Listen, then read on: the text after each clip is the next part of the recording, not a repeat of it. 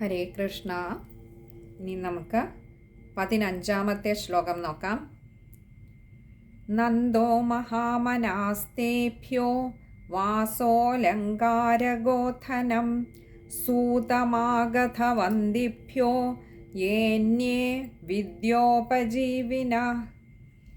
ഇനി നമുക്ക് അതിലെ പദങ്ങളുടെ അർത്ഥം നോക്കാം. അപ്പോൾ നമ്മൾ കഴിഞ്ഞ കുറേ ശ്ലോകങ്ങളായിട്ട് കണ്ടുകൊണ്ടിരുന്നത് ആ ഗോകുലത്തിൽ ഉണ്ടായിരുന്ന ഉത്സവലഹരിയായിരുന്നു. ഇനി ഈ ഉത്സവലഹരിയൊക്കെ ഏകദേശം ഒന്ന് പരിസമാപ്തിയിലേക്ക് എത്തുകയാണ്.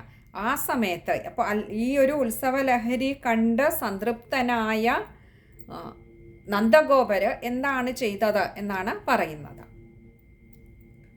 നന്ദഃ എന്നാൽ നന്ദഗോപര് മഹാമനസ്തേഭ്യോ, ഇവിടെ മഹാമനാഹ തേഭ്യ, ഇങ്ങനെ രണ്ട് വാക്കുകൾ ചേരുന്നതാണ് മഹാമനാസ്തേഭ്യോ. മഹാമനാഹ എന്ന് പറഞ്ഞാൽ മഹാമനസ്സോട് കൂടിയ, വളരെ മഹാമനസ്കനായ ഉദാരചിത്തനായിട്ടുള്ള തേഭ്യ എന്നാൽ ആ നന്ദഗോപര് വാസോലങ്കാരഗോധനം. ഇവിടെ വാസം എന്ന് പറഞ്ഞാൽ വസ്ത്രങ്ങൾ, ആഭരണം, അലങ്കാരം എന്ന് പറയുന്ന ആഭരണങ്ങൾ, അതുപോലെ ഗോധനം പശുക്കൾ, അതുപോലെ തന്നെ മുതലായ ധനത്തെ എന്നും അല്ല ധനം പ്രത്യേകമെന്നും പലതരത്തിലും അതിനെ വ്യാഖ്യാനിച്ച് കേൾക്കാറുണ്ട് ആചാര്യന്മാർ. അപ്പോൾ ഇതൊക്കെയും ധനമാണ്, ഇതിൻ്റെ കൂടെ ധനം കൊടുത്തു എന്നും അർത്ഥം കൽപ്പിക്കാവുന്നതാണ്. അപ്പോൾ ഇങ്ങനെയുള്ള വിശേഷപ്പെട്ട വസ്ത്രങ്ങൾ, അലങ്കാരം എന്ന് പറയുന്ന ഇവിടെ ആഭരണങ്ങൾ, ഗോക്കൾ, അതുപോലെ ധനം, ധാരാളം പണം, ഇതേപോലെ ഇതൊക്കെയും സൂതമാഗധവന്ദിഭ്യോ എന്ന് പറഞ്ഞാൽ സൂതന്മാർ, മാഗധന്മാർ, വന്ദികൾ. നമുക്കറിയാം സൂതൻ എന്ന് പറഞ്ഞാൽ പുരാണ കഥകളൊക്കെ പറയുന്നവരെയാണ് സൂതന്മാരെന്ന് പറയുന്നത്. നമ്മൾ മുൻപൊരു ശ്ലോകത്തിൽ പറഞ്ഞിരുന്നു അത്. മാഗധൻ എന്ന് പറയുന്നത് ആ ഒരു വംശത്തിൻ്റെ മാഹാത്മ്യത്തെക്കുറിച്ച് പ്രകീർത്തിക്കുന്നവർ. ഇവിടെ ആവുമ്പം ആ യദുവംശത്തിൻ്റെ മാഹാത്മ്യത്തെ പ്രകീർത്തിക്കുന്ന മാഗധന്മാർ.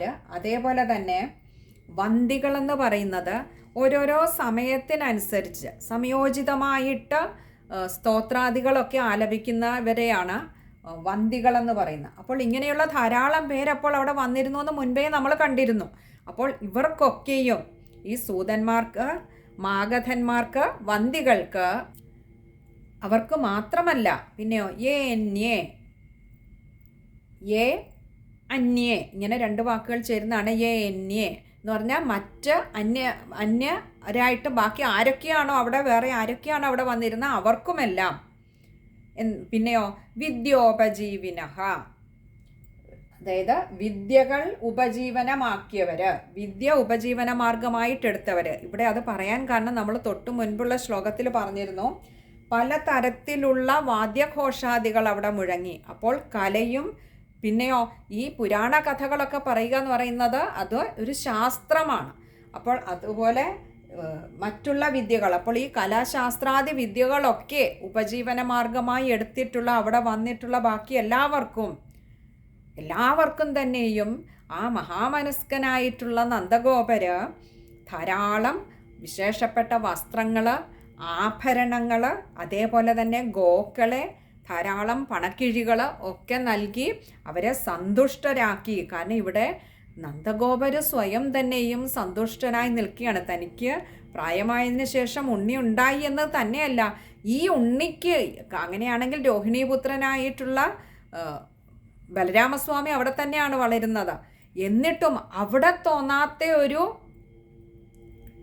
ആനന്ദം ആ ഉണ്ണിയുടെ ജനനത്തിലോ അല്ലെങ്കിൽ ആ ഉണ്ണിയുടെ സാന്നിധ്യമോ നൽകുന്നതിനേക്കാൾ കൂടുതലായിട്ടുള്ള എന്തോ ഒരു സുഖം, ഒരു ആനന്ദം ഈ ഉണ്ണിയെ തനിക്ക് കിട്ടിയപ്പോൾ അത് തനിക്ക് മാത്രമല്ല ഒരു ഗ്രാമത്തിനെ ആകെ തന്നെ കുളിരണിയിക്കുന്നത് കൊണ്ട് തന്നെ അതീവ സന്തുഷ്ടനാണ് നന്ദഗോപര്. അങ്ങനെയുള്ള ആ സന്തുഷ്ടചിത്തനായിരുന്ന നന്ദഗോപര് വളരെ ഉദാരമായി തന്നെയാണ് ദാനങ്ങളൊക്കെ നൽകുന്നത്. ഒട്ടും പിശുക്ക് വിചാരിച്ചില്ല, ഒട്ടും ലുബ്ധില്ലാതെ ധാരാളമായിട്ട് വിശേഷപ്പെട്ട വസ്ത്രങ്ങളും ആഭരണങ്ങളും ഗോക്കളെയും ധാരാളം പണക്കിഴികളും ഒക്കെ ഈ വന്ന എല്ലാവർക്കും നൽകി. തന്നെയോ തൻ്റെ വംശത്തെയോ അല്ലെങ്കിൽ തൻ്റെ ഉണ്ണിക്ക് അനുഗ്രഹം ചൊരിഞ്ഞവരെയൊക്കെ മാത്രമല്ല, തന്നെയും തൻ്റെ വംശത്തെയും അല്ലെങ്കിൽ തൻ്റെ ആ ഒരു മഹാത്മ്യത്തെയും ഒക്കെ പ്രകീർത്തിച്ചവരെ മാത്രമല്ല, അവിടെ വന്ന എല്ലാവർക്കും നൽകി. അപ്പോൾ സാധാരണ നമ്മളൊക്കെ ഇന്നത്തെ ഒരു കാലത്ത് നോക്കിയാൽ സ്തുതിപാഠകർക്ക് മാത്രം കൈ അയച്ച് ദാനം ചെയ്യുന്നവരാണ്. ആ ഒരു കാഴ്ചയാണ് ഇന്ന് ഈ ലോകത്ത് നമുക്ക് കാണാൻ കഴിയുന്നത്. മറിച്ച് തൻ്റെ തെറ്റുകളെ ചൂണ്ടിക്കാണിക്കാൻ ആരെങ്കിലും ഒരാൾ മുന്നോട്ടേക്ക് വന്നാൽ അവർ നമുക്ക് എന്നെന്നും അവരോട് നമുക്കൊരു അപ്രിയം തോന്നുന്ന ഒരു മാനസികാവസ്ഥയാണ് ഇന്നത്തെ ഒരു കാലത്തിൻ്റെ അല്ലെങ്കിൽ കാലഘട്ടത്തിൻ്റെ. പക്ഷേ ഇവിടെ ആകട്ടെ, ഇവിടെ ഒരു ദോഷവും പറയാനുമില്ല. തന്നെയല്ല, അവിടെ ആരൊക്കെ വന്നോ എല്ലാവർക്കും ഒരുപോലെ കൊടുത്തു. ആരോടും ഒരു ലുബ്ധം കാണിക്കാതെ വന്ന ജനങ്ങളൊക്കെ തന്നെയും ആനന്ദലഹരിയിലായിരുന്നു. തന്നെയുമല്ല, അവിടെ വന്നവർക്കെല്ലാം ഒരുപോലെ ആ ഉദാരമനസ്കനായിട്ടുള്ള നന്ദഗോപര് ധാരാളം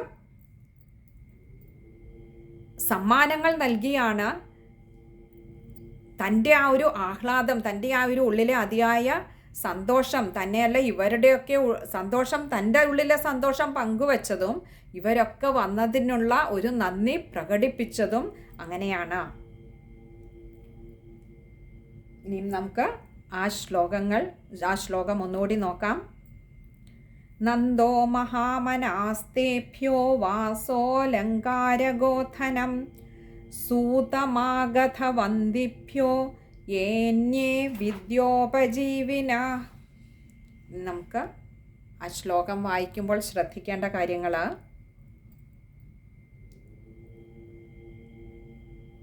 വാസോലങ്കാരഗോധനം, അവിടെ അലങ്കാരം, അതിൻ്റെ ആ ഒരു ഓകാരം വാസോ അവിടെ ഒന്ന് നീട്ടിയെടുക്കുക, അത് ചേർത്ത് വായിക്കണം. അതേപോലെ തന്നെയാണ് മഹാമനാസ്തേഭ്യോ, അതും ചേർത്തെടുക്കുക. പിന്നെ യേന്യേ, അവിടെയും ഏകാരം ഏടെ നീട്ടിയെടുക്കുക. പിന്നെ അവിടെ ഒന്നുള്ളത് വിദ്യോപജീവിനഹ, അവിടെ ഒരു വിസർഗമുണ്ട്, പകുതി ഹകാരത്തിൽ വായിക്കുക.